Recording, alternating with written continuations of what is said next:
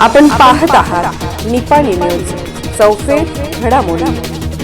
जयसिंगपुरात रंगणारा आध्यात्मिक सोहळा, पश्चिम महाराष्ट्रात प्रथमच भव्य लक्षचंडी याग।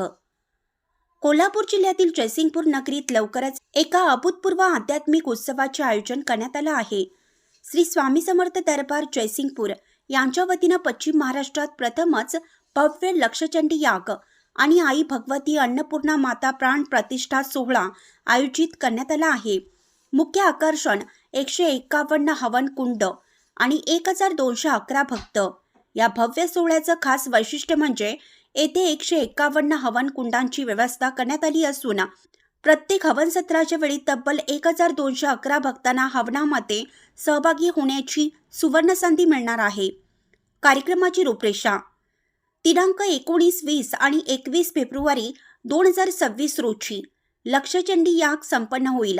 पहाटे 4:30 ते सकाळी 6 वाजता, सकाळी 6:30 ते सकाळी 8 वाजता, सकाळी 8:30 ते सकाळी 10 वाजता।